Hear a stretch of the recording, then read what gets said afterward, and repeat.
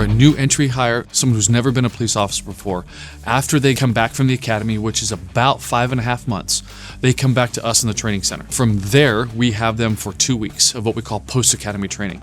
That's where we're going to get them up to standard on pistol for Kent police standards. Then once we get done with pistol, then we transfer them into what we call rifle day, or 2 days, 20 plus hours of learning to run their assigned rifle. Once they get up to speed with that, then we bring them back in to more classroom work where I review with them their criminal law to make sure that they have a firm grasp of criminal law. Even though they had hours of it at the academy, I review all that with them before they hit the street.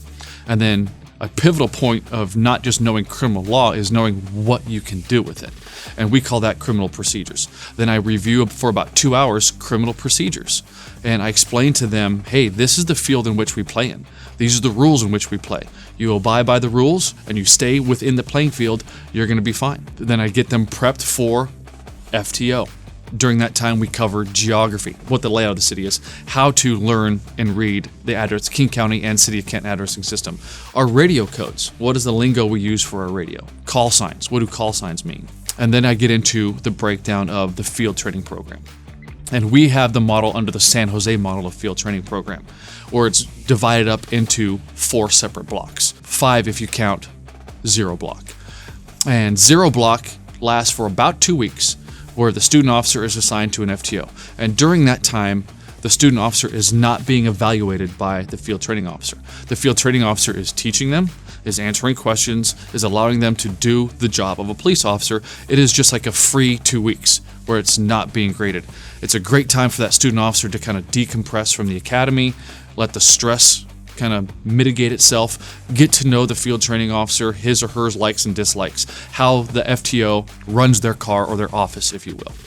And once they transition out of 0 block, they go into what they call block 1 or phase 1, which lasts 4 weeks. During those 4 weeks, that field training officer should be, metaphorically speaking, right in the back pocket of that student officer.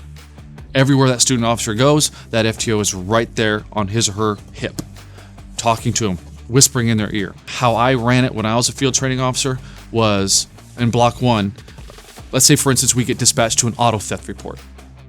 We arrive on scene and I'll tell my student officer, watch me do this, I'm going to handle everything.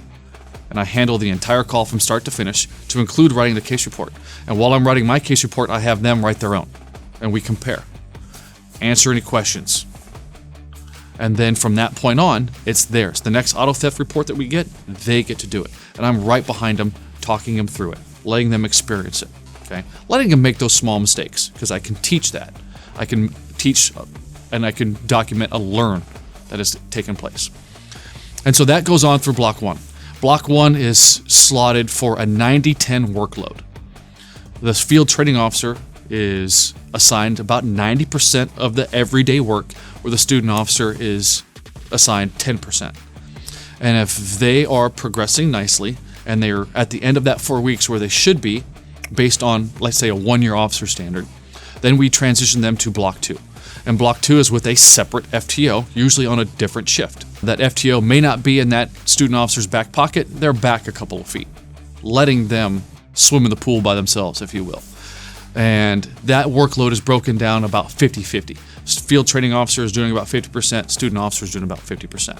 And during this whole time, block 1, block 2, that student officer can ask questions, and that field training officer should be helping them through that process. Maybe not answering the question right out, but showing them the resources in which how to find their answer.